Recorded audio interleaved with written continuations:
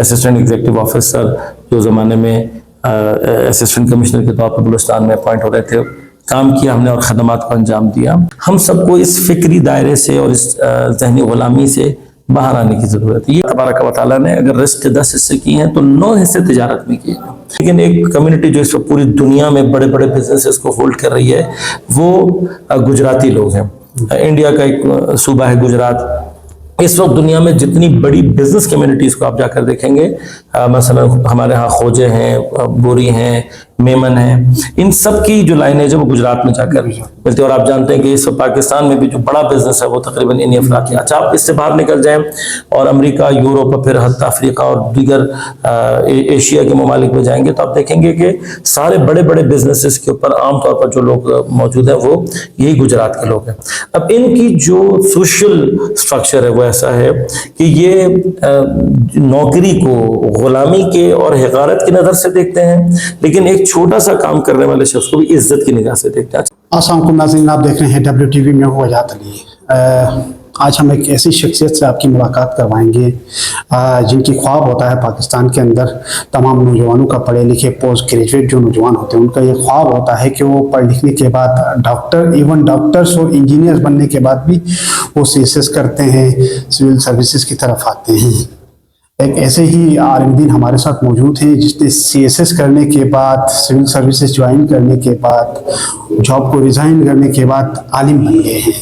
آج کے اس جدید دور میں عالم بننا ایک مطلب بہت کم لوگ اس کو اچھی نظر سے دیکھتے ہیں. بہت سے لوگ مطلب یہ ہے کہ عالم کے اس پوسٹ کو یا پھر یہ ہے کہ ایک ڈی گریڈ کرتے ہیں یا پھر یہ ہے کہ نہیں چاہتے ہیں کہ اپنے بچوں کو عالم بنائیں. اور بہت سارے لوگ یہ چاہتے ہیں کہ آج کے اس مٹیریلسٹک دور کے اندر کہ وہ CSS کریں. ہمارے ساتھ موجود ہے مولانا صاحب، مولانا کاظم عباس صاحب. شکریہ مولانا صاحب، آپ نے ہمیں جوائن کیا. بتائیں کہ آپ نے CSS کیا، پھر سول سروس جوائن کرنے کے بعد ریزائن کیا، کیوں کیا، پھر یہ اس جاب میں کیسے آ گئے، روحانیت کی طرف کیا وجہ بنی آپ کی؟ بسم اللہ الرحمن الرحیم.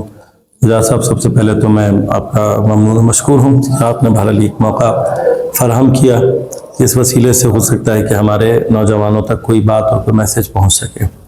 سب سے پہلی بات تو یہ ہے کہ دیکھیں، عالم دین یا علم دین حاصل کرنے کے لیے میں یہ سمجھتا ہوں کہ جو سب سے پہلی اور اٹموسٹ ریکوائرمنٹ ہے وہ یہ ہے کہ انسان کے اندر مذہبی مزاج و انکلینیشن ہو، ساتھ ہی ساتھ اس کے اندر کتابیں پڑھنے کا، ریسرچ کرنے کا شوق ہو. Research oriented and analytical critical mind انسان کا ہونا چاہیے. یہ وہ افراد ہیں کہ جو بنیادی طور پہ حوزے میں جانے چاہیے.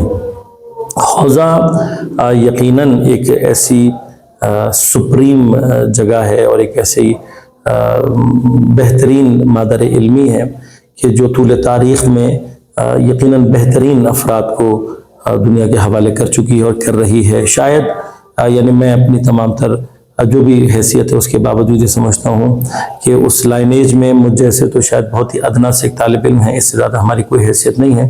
ہم اپنے اطراف پہ جب علماء کو دیکھتے ہیں اور افاضل کو دیکھتے ہیں تو واقعاً ان کا جو تبحر علمی، ان کی جو اسٹرینتھ ہے علمی، اس سے انسان کو یہ حیرت ہوتی ہے. ثانیاً ایک جو مسکنسیپشن لوگوں کے ذہن میں یہ ہے کہ اگر ہم عالم دین بن جائیں گے تو شاید ہمارا رزق کا دروازہ بند ہو جائے گا یا ہمیں روٹی روزی نہیں ملے گی. یہ ایگزیکٹلی وہ جگہ ہے کہ جہاں پر پروردگار عالم انسان کو آزمانا چاہتا ہے. بہت واضح طور پر خدا فرماتا ہے کہ وَمَن يَتَّقِ اللَّهَ يَجْعَلْ لَهُ مَخْرَجًا وَيَرْزُقْهُ مِنْ حَيْثُ لَا يَحْتَسِبُ.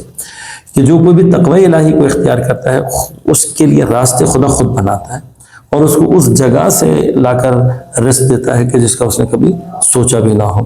لہذا اگر جتنے بھی افراد جو یہ سوچ رہے ہیں کہ شاید اس راستے میں رزق کی کوئی کمی اور تنگی ہے تو میں یہ سمجھتا ہوں اور یہ میں پیغام دینا چاہتا ہوں ایسا بالکل بھی نہیں ہے. لیکن ہم طالب علموں کو یا علماء کو جو چیز اختیار کرنی ہے وہ یہ کہ علم کا اور دین کا تقاضا یہ ہے کہ ہم سادہ زیستی، سادہ زندگی کو اختیار کریں اور مادی پرستی اور اس سے دوری کو اختیار کریں. لہذا علماء کی ظاہری سادگی کو دیکھ کر اگر کوئی یہ سمجھ رہا ہے کہ یہ کوئی فقیر ہیں تو ایسا ہرگز نہیں ہے.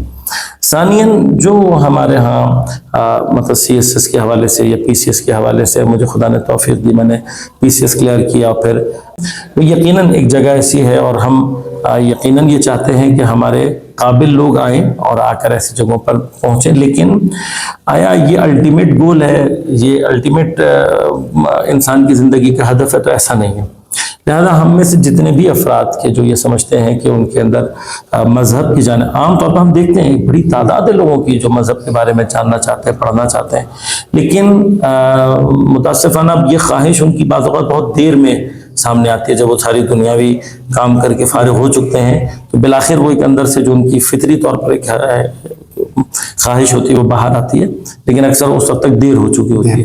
لہذا اگر ہم ذرا سا پہلے سے اس کو اپنے اندر پیدا کر لیں اور دیکھ لیں اور تلاش کر لیں اور اس کو دین کی طرف موڑ دیں تو شاید ہم ایک بہترین ان پٹ حوضے کو بھی دے سکیں اور جو بعد میں آ کر ہمارے مذہب کے لیے لوگوں کے لیے فائدہ مند ثابت ہو۔ مذہب کیونکہ ان امپلائمنٹ ریٹ زیادہ ہے ملک کے اندر، خصوصاً گلگت بلتستان کی بات کریں تو پڑھے لکھے لوگ زیادہ ہیں، لیکن یہ ہے کہ سرکاری نوکریوں کا وہ اتنا ریشو نہیں بن پا رہا ہے۔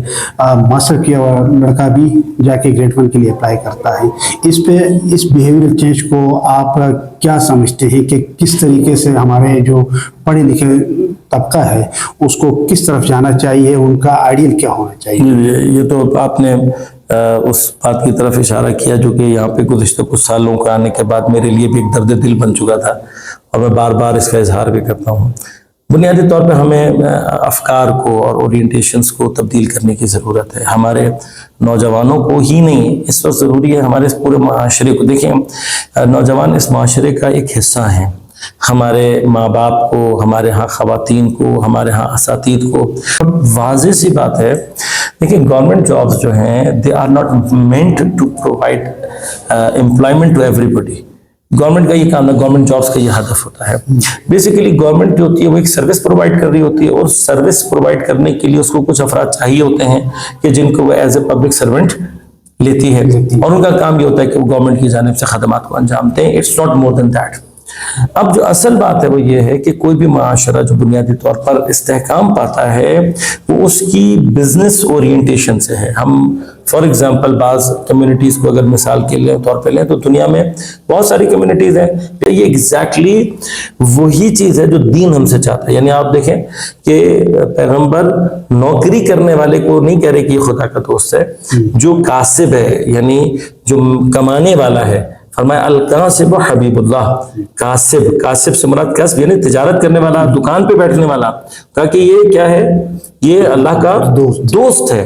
لہذا اور اسی طرح سے ہمارے پر روایات میں ملتا ہے کہ فرمایا کہ اللہ، اب یہاں ہمیں تھوڑی سی اپنی اورینٹیشنز کو تبدیل کرنے کی ضرورت ہے، تھوڑا سا ہمیں اپنا سوشل سٹرکچر اور اس میں ہماری پوری کمیونٹی کو انوالو ہونا پڑے گا، والدین کو، ہمارے سینئرز کو، ہماری خواتین کو، ہمارے ٹیچرز کو، ہر کسی کو ہمیں تھوڑا سا یہ بیہیویئر چینج کرنے کی ضرورت ہے اور اپنے پڑھے۔ اچھا یہ بات واقعاً ایسے ہی ہے کہ آپ اس پہ غور کریں کہ جب ایک کم پڑھا لکھا آدمی بزنس میں اتنا ترقی کر سکتا ہے تو ایک بچہ جس نے ماسٹرز کیا ہوا یا بیچلرز کیا ہوا، یعنی وہ ایک پڑھا لکھا اور ہوشیار بچہ ہے، اگر یہ بزنس میں اترے گا تو کتنی ترقی کرے گا۔ موصف ایک اور سوال بھی ہے کیونکہ آڈینس کی طرف سے یہ پوچھا جاتا ہے ہمیشہ، یہ علماء حق اور علماء سو جو ہے اس کو ڈیفرینشیٹ کیسے کیا جائے؟ ایک سوال آپ کا بہت بے جا بھی ہے اور ایک معاشرے کی ضرورت بھی ہے، لیکن ہماری کوئی حیثیت نہیں ہے کہ ہم کسی طرح کی کوئی لائنیج بنائیں اور کسی کے بارے میں کوئی بات کریں۔ جو اصول ہیں وہ دین نے خود دیے ہیں۔ چند ایک علامات ہیں علماء حق کی اور علماء سو، اور اس چیز سے اس کو ڈیفرینشیٹ کیا جا سکتا ہے۔ سب سے پہلی جو علامت ہے، علم جس صرف میں آتا ہے وہ ہمبل ہو جاتا ہے، حلیم ہو جاتا ہے۔ علم اور حلم ایک دوسرے سے جدا نہیں ہے، لہذا پہلی جو چیز ہے، اگر کوئی شخص واقعاً عالم یا طالب علم ہوگا واقعی، اس کے اندر آپ کو ایک ہمبلنس نظر آنی چاہیے۔ یہ ہمبلنس اس کی عام طور پر بھی ہونی چاہیے، یعنی اس کے عام ایٹیچیوڈ اور بیہیویئر میں بھی ہونی چاہیے۔ مثلاً وہ ایسا نہ ہو کہ جو زمین پہ بیٹھتے ہوئے حقارت محسوس کرے، غریب کے گھر جاتے ہوئے حقارت محسوس کرے، غریب آدمی سے ہاتھ ملاتے ہوئے حقارت محسوس کرے، چھوٹی جگہ پہ مثلاً جانے میں حقارت محسوس کرے، یا مثلاً لباس میں یا اس کے باقی ایٹیچیوڈز میں کہیں پر بھی اگر آپ کو کوئی تکبر یا اس طرح کی کوئی چیز نظر آتی ہے تو یہ اہم ترین علامت ہے۔ لیکن یہی کیفیت جیسے اس کی عام جنرل ایٹیچیوڈ میں، اسی طرح سے اس کی علمی طور پر بھی تکبر اس کے اندر نہیں ہونا چاہیے. مثلا میں نے اجتہاد نہیں کیا اور میں مجتہدین کو للکارنے چلوں، اپنی نظر دینا لگوں یا اس طرح کی کوئی بات اگر کرنے لگوں تو یہ بہت واضح طور پر علامت ہے کہ چاہے تکبر علمی ہو، چاہے تکبر انسان کے ایٹیچیوڈ میں ہو، یہ اس کی سو ہونے کی علامت ہے. اسی طرح سے روایات میں آیا ہے کہ علم اور دولت جمع نہیں ہوتی. اب یقیناً اس سے جو ہماری مراد ہے وہ یہ نہیں ہے کہ عالم امیر نہیں ہو سکتا یا امارت اس سے دور جائے گی. اصل جو معنی ہے وہ یہ ہے کہ عالم کبھی بھی ایکومولیشن آف ویلتھ نہیں کرتا، دولت کو جمع کرنے کے چکر میں نہیں رہتا. لہذا وہ اس بات کی طرف زیادہ متوجہ ہوتا ہے کہ میری ضرورت سے زیادہ جو بھی ہے اس میں اللہ تعالیٰ نے کسی اور کا حق رکھا ہے.